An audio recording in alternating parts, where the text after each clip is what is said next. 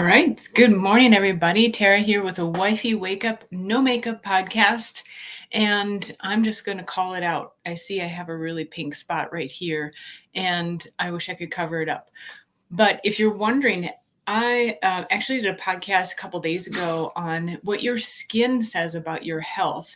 And I'm not going to call it out right now, but check that one out. If you're wondering, like, what do the colors or like a blotch like this, what might that mean?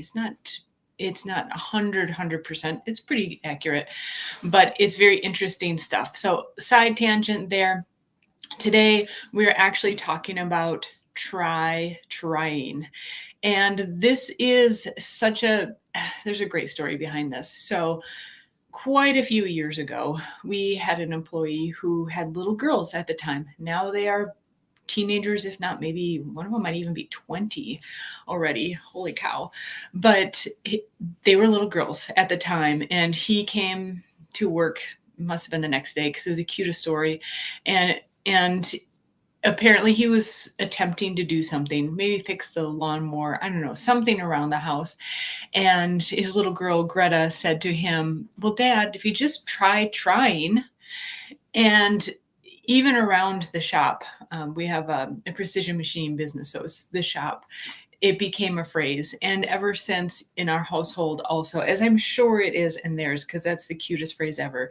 Greta might roll her eyes at that these days, but it is so wonderful on so many levels.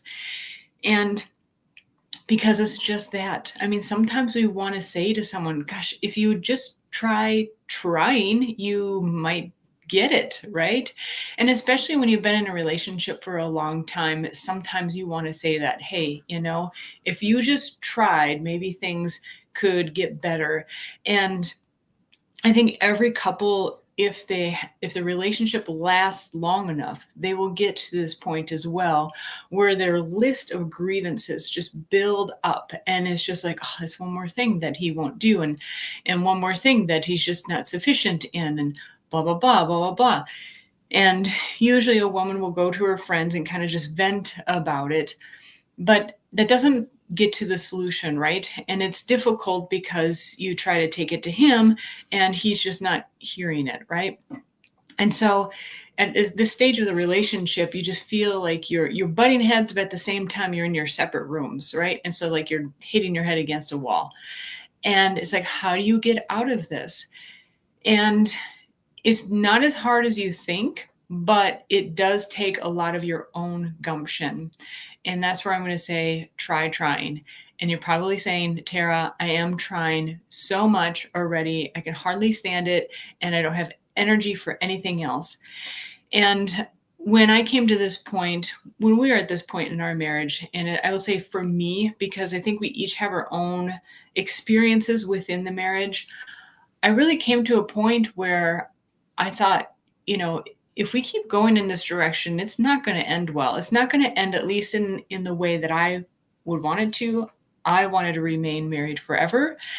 And anything else wasn't an option. I was going to try to do whatever I could. And I realized there was something that my yoga teacher would say when we were in class. And later when I took teacher training with her, she kind of explained it a little more as kind of one of her things out of her bag of tricks. She would walk around the room like a lot of yoga teachers do, offering guidance and assistance and cues as well. And every once in a while you would hear her say, "And I might be talking to you." And that hint was, I'm giving a cue, and the people that I'm trying to get to follow that cue are not getting it. So I might be talking to you. And that cue is when you hear a topic like this, it's so easy to think, oh my God, if my spouse had just tried trying, that would be amazing. But there comes a point where we need to take it upon ourselves, because we're the only ones that we can change. And we need to make the decision if we are going to try the significant things to turn things around. And sometimes it's kind of a Hail Mary sort of move. Like, this is my last ditch effort. And like I said, you might be saying, I'm already exhausted. I'm working, there are the kids, there's this, there's that. And the thing is, when you do that Hail Mary move, it's like it hyper focuses you, and everything else goes away, right? If we think about, usually that term a lot of times is used in sports, right, when they do the Hail Mary pass. And you see, maybe, and I'm not a big football person, but I think we've all seen these scenes, like where the quarterback is just like leaping and throwing and is going to fall massively, but he's doing the Hail Mary pass to get it to wherever it needs to go. And he's not worried about whatever's going to happen next. He's so focused. And sometimes we're at that point in our relationship where we need to hyper focus. And that part of that focus is even, for a time being, not being concerned about the fall. That yes, it's going to take that extra length of energy and the extra effort, but the reward is so much greater that it's worth it. So when I did this in our relationship, I don't think John we haven't really talked about it yet. Maybe we have, but maybe not at the John and Tara podcast yet, although that's a good topic maybe we should bring up. I felt that I was giving that oomph of effort, and it was absolutely worth it.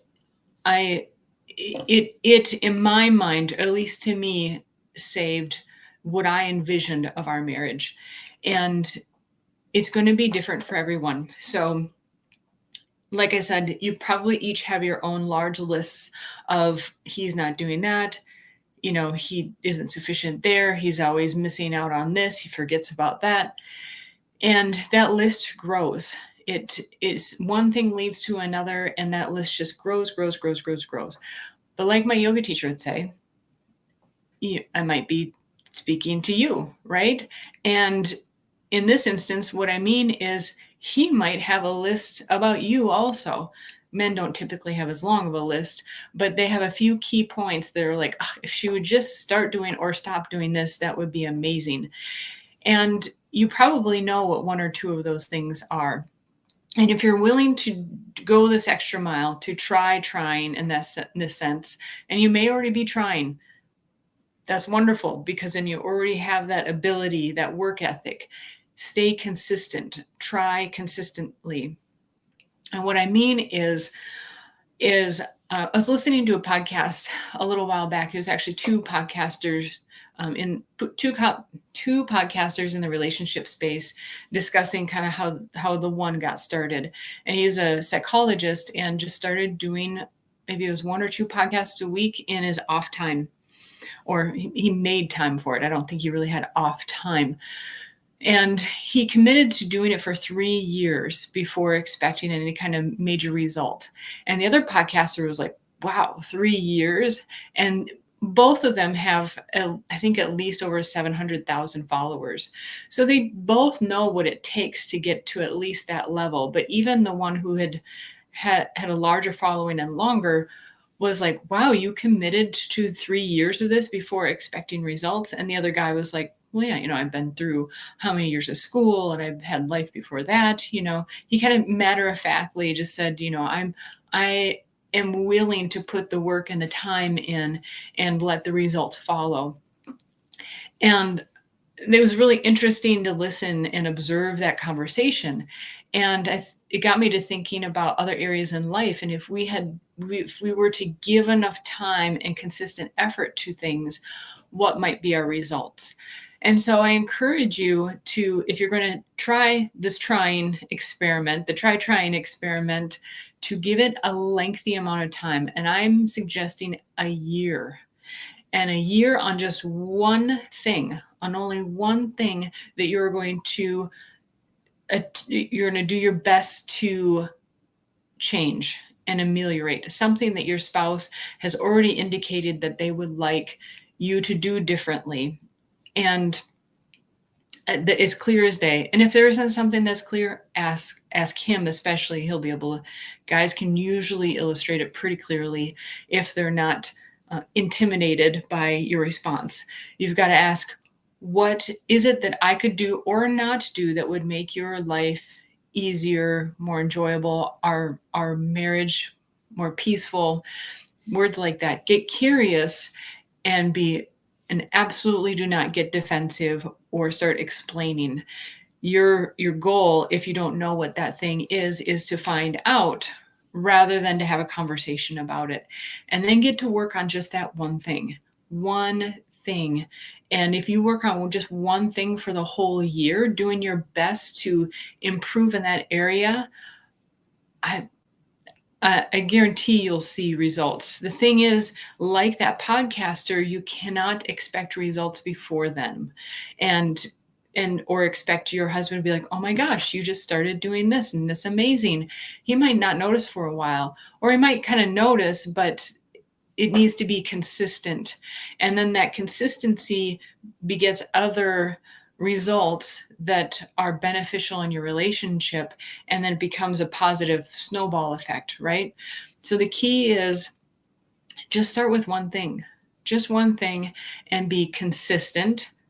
So that is doing your utmost best to not lapse in whatever you're trying to change and improve. And then also not expecting him to, the next week go, "Oh my gosh, you changed this and it's absolutely amazing." He may or may not notice, for one. And two, he may be observing to see if it's going to be consistent, if it's just a whim, something that you decided to do for a little while, or you're going to be consistent about it. And I'm talking to the ladies. Well, first of all, this is wifey school, right? But also, we are the only ones who are in charge of ourselves. And so I'm challenging you to make the move, to quote, trying, no matter how hard you feel you are trying right now. It's a different kind of trying. And like I said, it's the Hail Mary pass. It's the focusing. It's being consistent. It's just one thing and one thing at a time. And you'll be absolutely amazed by what can happen. And I can't even predict, because it's going to depend on what is it, that one thing that you choose, your relationship, your spouse, and so forth. And I would love to hear the feedback of how this works out for you. It's going to be a while, right? Because I'm recommending, if not insisting, that you do this for a year.